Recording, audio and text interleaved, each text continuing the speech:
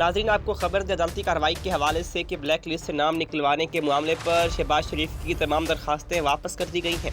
Lahore high court ने black list मामले पर शहबाज शरीफ की इस्तदा को मंजूर कर लिया है। ब्लैक लिस्ट से मुताल्लिक़ दरखास्त का हुकूमत को फ़ायदा है, ना शहबाज शरीफ को, ये कहना था वकील का। वफाकी हुकूमत के वकील ने यह कहा कि हुकूमत चाहती है ब्लैक लिस्ट केस में जवाब जमा कराया जाए। हुकूमती तर्जुमान तो इस मामले पर ट्वीट कर रहे हैं और वकील देने की पेशकश कर रहे हैं। अमजद परवेज़ ने यह कहा है और इस पर जस्टिस अली बाकिर नजफी का रिमार्क्स भी आया है। कहा कि मेरा ख्याल है वफाक की हुकूमत को दरख्वास्त वापस लेने पर कोई एतराज़ नहीं होना चाहिए। आपको अपडेट कर रहे हैं अहम खबर से अदालती कार्रवाई के हवाले से कि ब्लैक लिस्ट से नाम निकलवाने के मामले पर शहबाज शरीफ की तमाम दरखास्तें वापस कर दी गई हैं।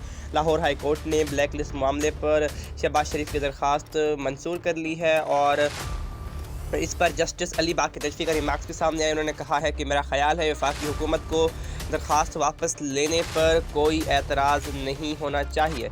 आपको बता रहे हैं कि शहबाज शरीफ के अदालती मामले की कि लाहौर हाई कोर्ट ने ब्लैक लिस्ट मामले पर शहबाज शरीफ की इस्तदा को मंजूर कर लिया है। ब्लैक लिस्ट से नाम निकलवाने के मामले पर शहबाज शरीफ की तमाम दरखास्तें वापस कर दी गई हैं और इस पर जस्टिस अली बाकिर नजफी ने रिमार्क्स दिए कि मेरा ख्याल है वफाकी हुकूमत को दरख्वास्त वापस लेने पर कोई एतराज़ नहीं होना चाहिए।